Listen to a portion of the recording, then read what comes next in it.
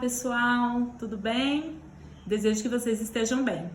Hoje eu venho conversar com vocês sobre educação das crianças e dos adolescentes. E eu lanço uma pergunta, né? Como vocês educam seus filhos? Nos dias atuais, diante de tanto estímulo do meio externo, como por exemplo o capitalismo, as mídias sociais, entre outros, educar as crianças tem sido um grande desafio.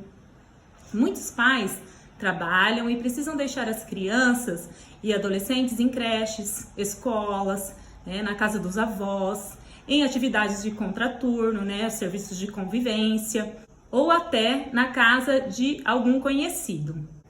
São vários os determinantes sociais e concretos que começam a formar esse sujeito. Então, frente a isso, as crianças são afetadas com várias formas de educação e estímulos do meio externo. E muitas das vezes, diante de uma situação na qual elas são frustradas, elas se comportam de forma a não tolerar tal regra ou limite a ser imposto.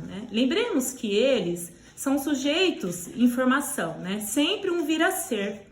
E cabe aos pais cuidar, dar afeto a essa criança e orientar, porque muitas das vezes não compreendem os seus sentimentos e emoções. Diante disso, vou conversar com vocês a respeito de alguns erros que podemos cometer na educação das crianças e dos adolescentes. Um erro muito comum é desautorizar o pai ou a mãe na frente da criança.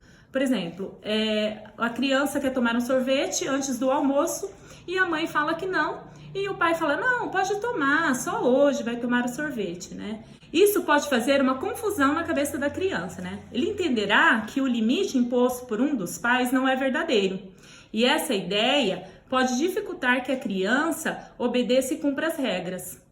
Claro que é normal o casal não concordar em tudo, Então, portanto, quando isso acontece, que eles não concordam entre si, é bom definir essa regra de comum acordo. Faça o que eu digo e não faça o que eu faço.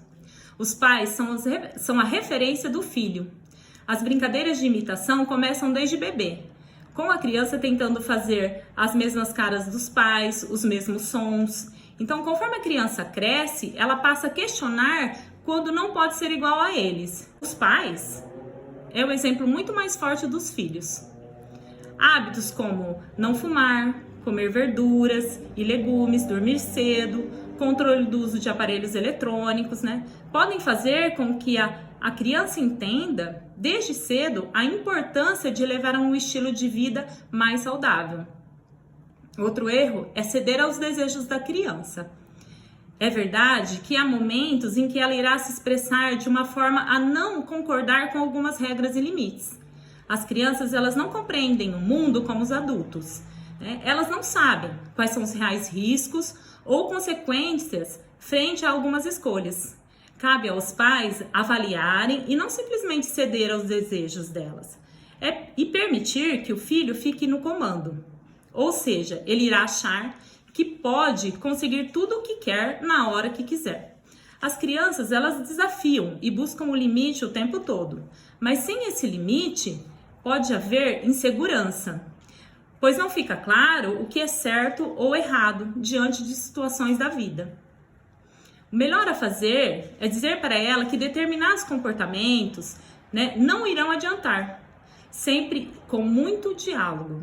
Uma hora ela irá perceber que chorar não trará resultado e irá, aos poucos, compreendendo seus sentimentos e emoções e se expressando de maneira mais assertiva frente aos nãos dos pais e da vida. Outro erro é não dar explicações. As regras são mais fáceis de serem seguidas se forem compreendidas. Então, as crianças também merecem uma explicação para o não pode, não vai. Não é só simplesmente falar, você não vai em tal lugar, você não pode fazer tal coisa, E uma forma, de explicar mais tranquila para a criança, por exemplo, se a criança vai colocar o dedo na tomada, o pai ou a mãe deve explicar, não coloque o dedo na tomada porque você vai levar um choque e você pode se machucar. Papai te ama, vem aqui, posso te dar um abraço? Nessas horas vale muito a paciência, E a demonstração de carinho ajuda a mostrar que você impõe regras porque o ama e quer o bem do seu filho, quer protegê-lo. Outro erro é contar pequenas mentirinhas. Contar que o bicho-papão vai pegar a criança se ela não comer determinada verdura. A criança fica sempre muito atenta aos comportamentos e atitudes dos pais e pode perceber com o tempo as pequenas mentiras. Pais que mentem têm grandes chances de criar filhos também mentirosos. No futuro, quando a criança dizer que já fez o dever de casa, enquanto na verdade jogava videogame, pode parecer só mais uma brincadeirinha sem consequências. Outro erro é fazer ameaças. É comum os pais ameaçarem a criança com a punição de tirar-lhe algo bom, caso a criança seja desobediente, ou presenteá-la ao concluir algo de bom, no caso a barganha. Isso é condicionar o comportamento sem mostrar a importância dele. Além disso, ameaçar sem cumprir é ainda pior. Enfraquece a moral dos pais, pois a palavra fica autoritária e ainda falsa. Mentiras, chantagens e ameaças não ajudam os filhos a lidar com as frustrações, a amadurecer os valores e fazer uso de estratégias proativas na vida. Outro erro é comentar os defeitos do companheiro na frente dos filhos. Sejam pais separados ou com conflitos dentro de casa, a regra é clara. Evite fazer do filho um muro de lamentações. A grande necessidade de denigrir a imagem do parceiro vem da necessidade de obter a cumplicidade da criança. Isso é uma tortura para eles. Muitas vezes se vê dividida entre o pai ou a mãe. Em vez de a criança se sentir protegida, ela pode ficar insegura, não ter um exemplo de afetividade e sofrer com a ausência de harmonia e união na família. Agora eu vou passar para vocês algumas sugestões às mamães e os papais com relação à educação.